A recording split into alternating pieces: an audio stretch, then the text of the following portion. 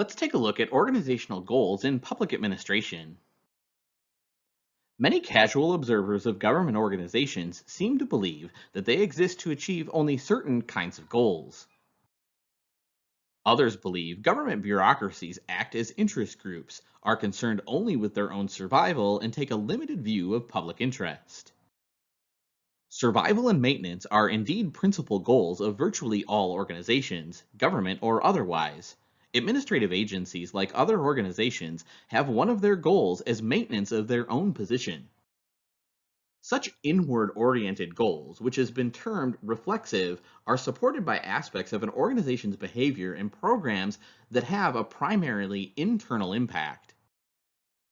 Administrative agencies are, of course, concerned with substantive goals.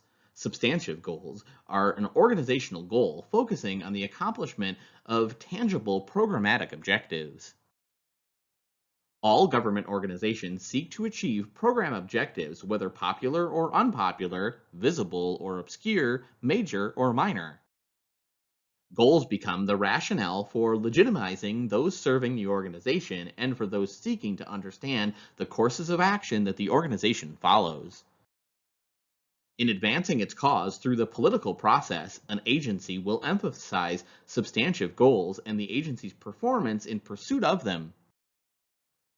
Legitimacy is the acceptance of an institution or individual, such as a government, family member, or state governor, as having the legal and publicly recognized right to make and enforce binding decisions.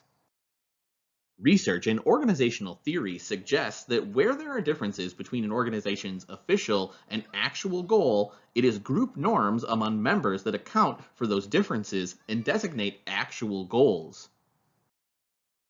When leaders rely too much on member preferences to help define goals, chances are greater that personnel and organizational goals can be somewhat aligned. In practice, an agency may emphasize substantive goals that are largely symbolic.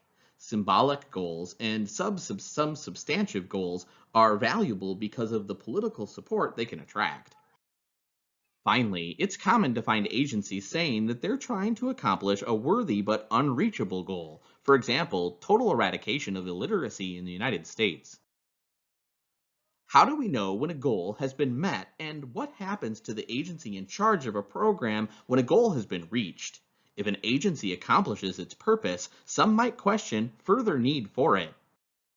On the other hand, if an agency does not act vigorously to meet its objective, it could anger supporter in the legislature and executive branches, as well as in the public.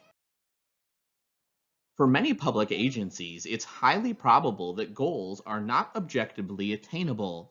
It is possible to view organizational goals conceptually as aims or sets of values to be pursued, rather than as tangible objectives to be achieved. Legislative language establishing agency goals can be imprecise as a result of uncertainty about specific meanings and the frequent need for compromise.